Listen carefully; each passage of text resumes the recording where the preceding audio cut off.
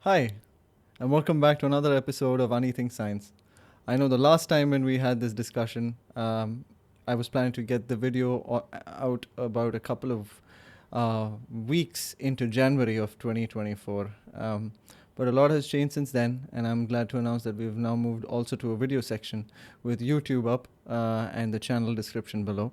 I'll be sharing it with few close friends and obviously up on my Instagram, and I hope you're watching this after following me up on there.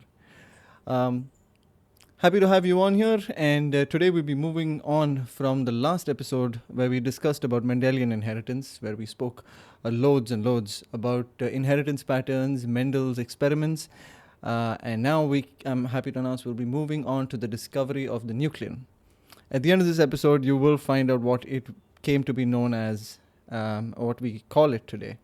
So allow me to introduce our fabled character, Friedrich Miescher. I want to title this episode as The Curious Case of Friedrich Miescher and the Discovery of the Nuclein. So, in very brief terms, Friedrich Miescher was this chap that was born somewhere around the 1840s, 1845s. He was from Basel, Switzerland, and he comes from a very famous family of academicians. His father himself was a professor of anatomy, and uncle was known as a pathologist throughout the town. Growing up in such an academic environment, I'm sure Friedrich was immersed in the world of science. But from what the records say, he wasn't really inclined to follow in his father's footsteps. Friedrich had a passion for music and literature, and I guess that is what inclined him more creatively into the sciences. As Friedrich grows older, his father's influence begins to steer him more towards the sciences.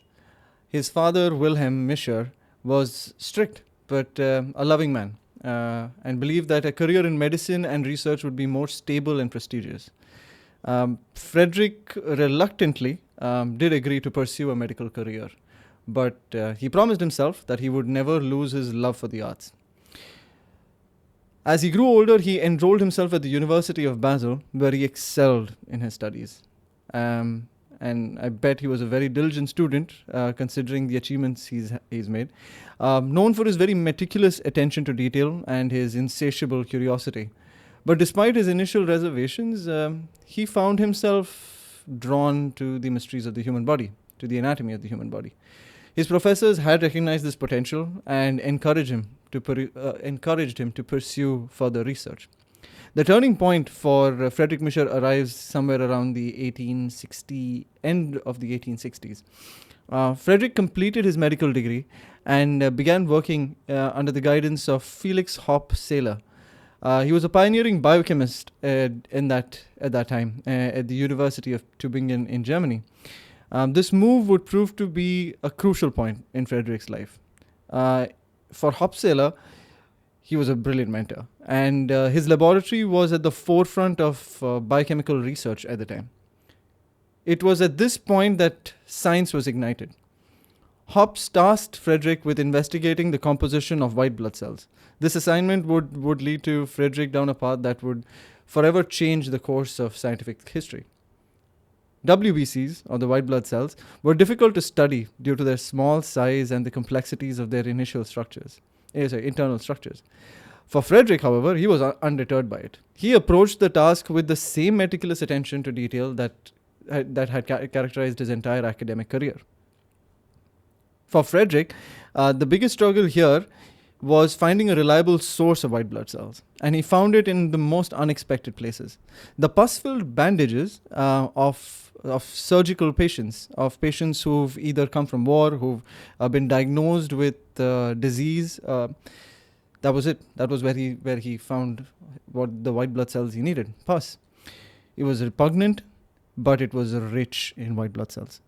Friedrich saw it as a goldmine for his research and began collecting bandages from the university's hospital, much to the amusement of all of his colleagues. So in his dimly lit laboratory, surrounded by the smell of old bandages and his assistant Klaus, Friedrich began his work. He carefully extracted the white blood cells from the pus and subjected them to a series of chemical treatments.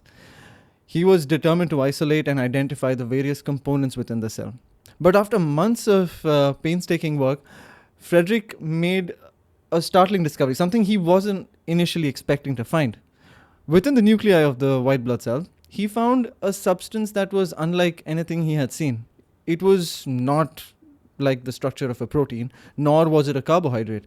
It was an entirely new type of molecule, one that would seem to be so unique that Friedrich ends up naming the substance as nuclein.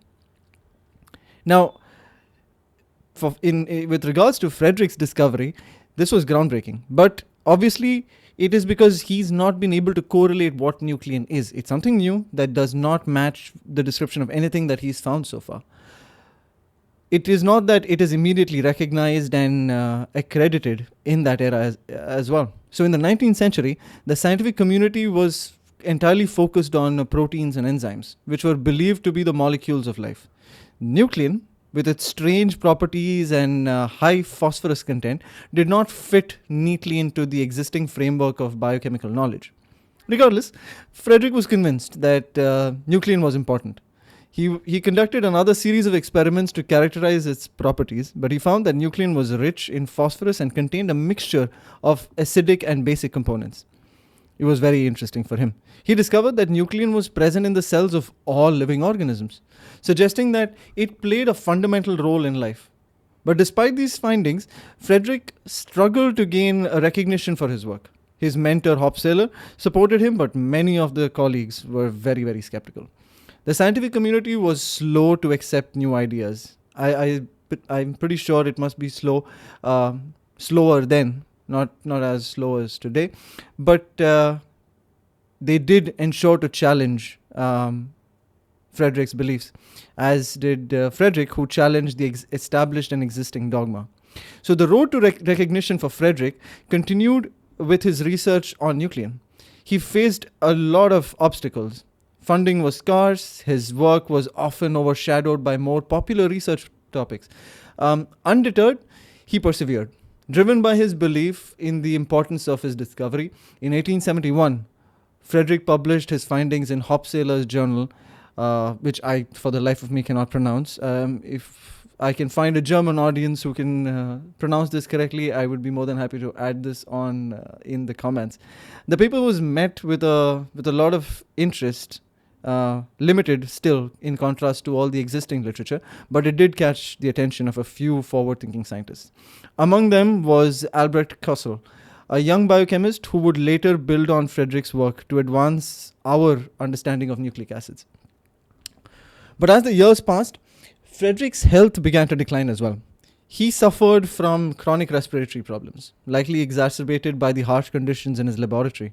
Despite his illness, he continued to work tirelessly, driven by the passion for discovery.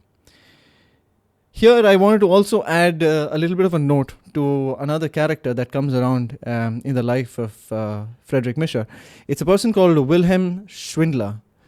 He was a very sharp-witted and ambitious scientist with a reputation for opportunism. He was known to keep an eye on the achievements of his peers and often borrowing their ideas to further his own career. Schwindler's charm and charisma allowed him to navigate the academic world with ease, but his ethical boundaries were notably limitless. Miescher and Schwindler's relationship was fraught with tension from the very start. Both of them worked in the same university, and Miescher, unlike Schwindler, was known to be sincere and methodical in his approach to research, starkly contrasting that with Schwindler, who was more cavalier, more opportunistic. Their interactions were marked with a mixture of professional rivalry and personal animosity. Schwindler, ever the opportunist, learned of Miescher's breakthrough through the university grapevine, and sensing an opportunity, attempts to steal Miescher's notes one stormy night, leading to a very comical and dramatic chase through the streets of Tübingen. The incident only deepened this animosity between the two. It raises an uneasy coexistence for the two, but after the chase and the subsequent return of his notes, Miescher publishes his findings, earning recognition for his work. Schwindler, having failed to claim Miescher's discovery as his own, grudgingly acknowledges Miescher's success. But while they continued to work in the same institution, their relationship remained one of mutual distrust and professional competition. Their differences, their rivalry inadvertently pushed both to achieve greater heights in their respective fields. Miescher goes on to make his discoveries, which establishes the groundwork for modern day genetics, while Schwindler, motivated by the competition, eventually made significant contributions, albeit with a bit more scrutiny from his peers. The legacy of Friedrich Miescher in all of this, considering he passed away in 1895 at the age of 93. No, sorry, my bad, 51. His death went largely unnoticed by the scientific community, and his contributions to the field of biochemistry were not fully recognized during his lifetime.